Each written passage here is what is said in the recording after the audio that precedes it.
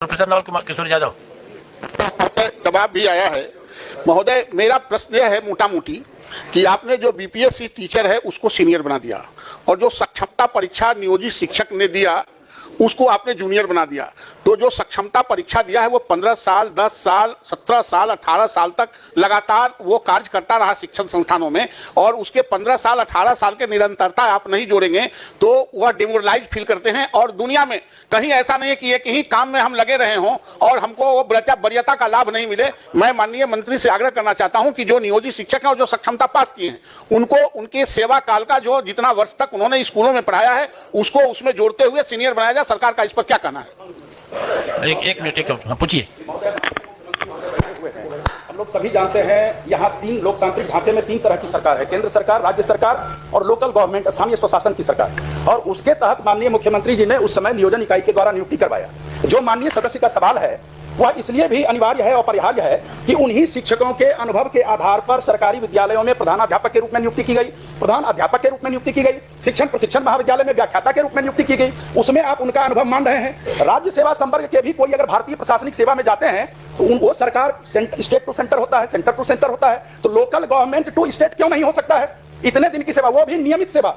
मुख्यमंत्री महोदय ने पहले वो ठेके पर थे नियुक्त, कॉन्ट्रैक्ट पर, और मुख्यमंत्री महोदय ने 60 वर्ष की सेवा उनकी भी की जितनी सरकारी कर्मियों की, सरकारी शिक्षकों की सेवा थी।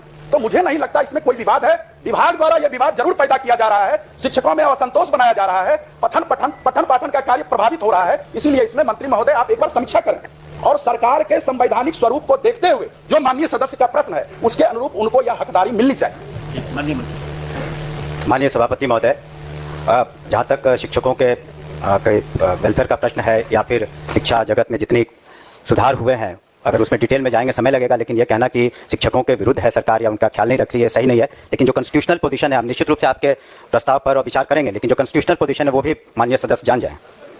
स्थानीय निकाय शिक्षकों की नियमावली भारत के संविधान के अनुच्छेद 243(6) के तहत अधिसूचित की गई है, जो राजकर्मी श्रेणी के तहत नहीं होते हैं। तो ये कॉन्स्टिट्यूशनल पोजीशन है, लीगल पोजीशन है। उसके बावजूद भी मैंने कहा कि हम उस पर विचार करेंगे, लेकिन जहाँ तक लीगल पोजीशन है, कॉन्स्टिट्यूशनल पोजीशन की बात है, सरकार उस पर सही है और जो हमारा विभाग है वो भी सही है। किसी को तंग तबाह करने के ख्याल से इस तरह की कोई मंशा नहीं है। हम लोगों ने तो जहाँ तक हो सका है शिक्षकों के हित में सारी कार्रवाइयाँ की हैं। अभी आप देख रहे हैं जो नियुक्तियाँ हों या उनके अन्य जो भी उनके हित के कार्य थे, 2 लाख करीब 50,000 से ज़्यादा जो शिक्षक थे वो तो पास कर चुके हैं सक्षमता परीक्षा में और वो राजकर्मी का दर्जा पा रहे हैं। महोदय हम भटक गए। मैं यह संजीव जी ने भी कहा कि आपने हेडमास्टर बनाया तो उसकी वरीयता को काउंट किया कि नहीं? आप बीपीएससी में सरकार ने एक योजना लाई कि नियोजित शिक्षकों को हम परमानेंट करके राज्यकर्मी का दर्जा देना चाहते हैं। आप दिए, वो परीक्षा दिया, लेकिन उसका पोंछ काट देने का आपने तो नहीं कहा था कि आपका जो पोंछ लगा हुआ है 18 साल का 20 साल का वो हम काट देंगे। और सरकार नियुक्त की थी, चाहे वो जिला परिषद का हो या कॉर्पोरेशन में हो, जहां कहीं भी जहां कहीं भी नियुक्ति हुई है महोदय वो सरकार के आदेश पर हुआ है। 60 साल तक आपने उसको रखने का वादा किया इसी सदन में। हम सिर्फ यह चाहते हैं कि जो 18 साल 20 साल से काम कर रहे हैं उनकी सेवा निरंतरता उसमें जुटनी चाहिए। यह यूनिवर्सिटी एक्ट में भी है, दुनिया में ऐसा नहीं होता है कि एक ही काम कर रहे हैं, हम प्रमोशन के लिए छलांग करने जा रहे हैं बीपीएससी में देकर टेस्ट कराने, तो हमारा पूछिए काट दीजिए। इसलिए महोदय मैं पुनः यह कहता हूं कि उनकी जो सेवा निरंतरता है उसमें जोड़ी जाए, अनुभव जितने दिन का अनुभव है। और आज अभी यूनिवर्सिटी सर्विस कमीशन के पूर्व चेयरमैन बैठे हुए हैं और वर्तमान चेयरमैन भी बहाली कर रहे हैं। आप दूसरे कॉलेजों को, एफिलिएटेड कॉलेजों के 10 साल 5 साल का आप काम करने का अनुभव जोड़ रहे हैं कि नहीं? आप उस पर आप अंक दे रहे हैं कि नहीं? ये दुनिया में ऐसा ही चलता है। एक अलग रूप से इसको प्रताड़ित करने के दृष्टिकोण से जो जूनियर आज बहाली हुआ है उसके कलेजा पर आप सीनियर के कलेजा पर बैठा देंगे तो शिक्षण संस्थानों में इसका असर पड़ता है। इसलिए महोदय मेरा आग्रह है कि उनका जो अनुभव का लाभ है उसमें जुटे, या इस पर सरकार क्या कहती है?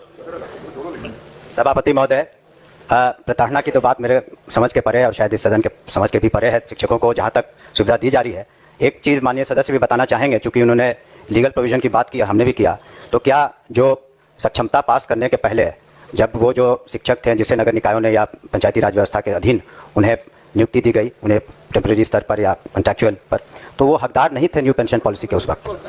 उस वक्त जब आप वहाँ पर जब आपकी नियुक्ति थी, आपको जब पंचायती राज व्यवस्था के तहत आपको शिक्षक के रूप में रखा गया, तो उस वक्त आप तो न्यू पॉलिसी स्कीम के, एनपीएस के तहत, पेंशन स्कीम के हकदार नहीं थे। हकदार अब आप हुए हैं अब से, जबकि आप राजकर्मी का दर्जा पा लिए हैं तब। इसलिए प्रताड़ना की कहाँ से बात हो रही है? वो तो उनकी सुविधा के लिए हम लोग ने सक्षमता परीक्षा की और उसको हम लोगों ने राजकर्मी का दर्जा दिया। माननीय मुख्यमंत्री जी ने बिल्कुल उनके तरफ संवेदनशील रुख अपनाया है। जहाँ तक ये प्रश्न है, उन्होंने कहा कि सेवा जो उन्होंने दी है राज्य को और अपने अपने संस्थाओं में, उस पर हम विचार जरूर कर लेंगे, लेकिन कानूनन रूप से इसकी बाध्यता नहीं है, लेकिन फिर भी हम संवेदनशील होकर उस पर पुनः विचार करेंगे। धन्यवाद। ठीक।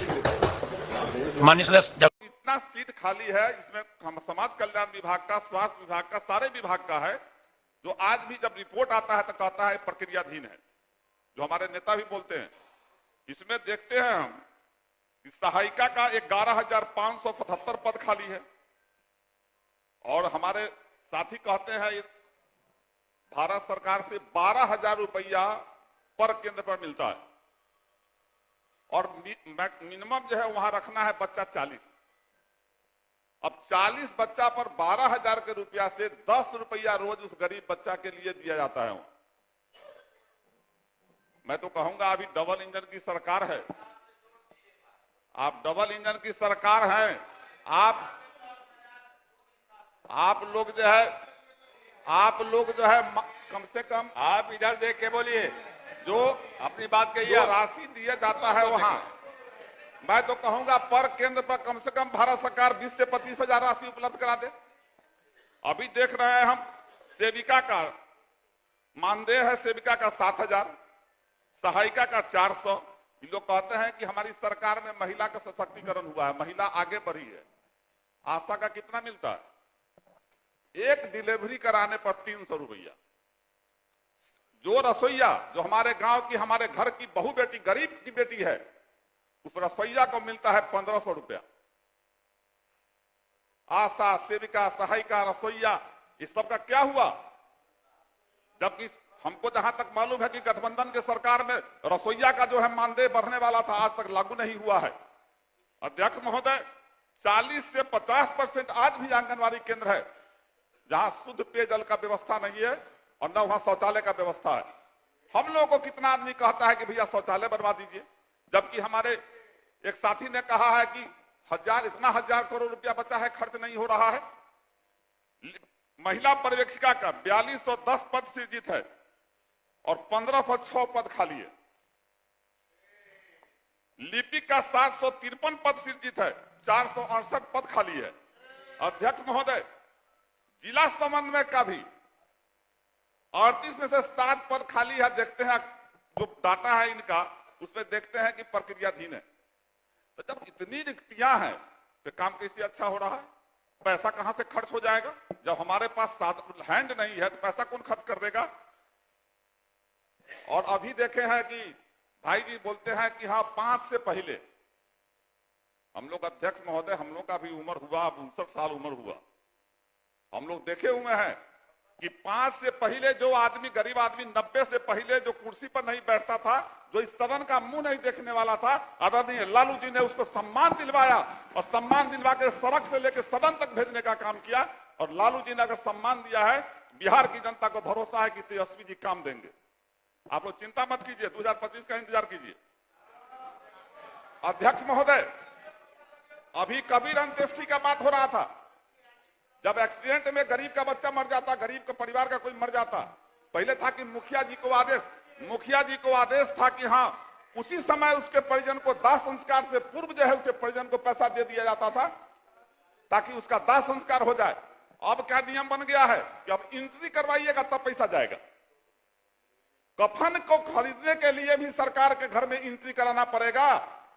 जलावन खरीदने के लिए, मुर्दा को जलाने के लिए भी सरकार के यहाँ एंट्री कराना पड़ रहा है। और ये कहते हैं कि सरकार काम कर रही है। पहले मुखिया जी को पावर था कि हम मुखिया जी जब ये डेड बॉडी दूरा पर पहुंचने से पहले उसके कबीर अंत्येष्टि का पैसा पहुंच जाता था।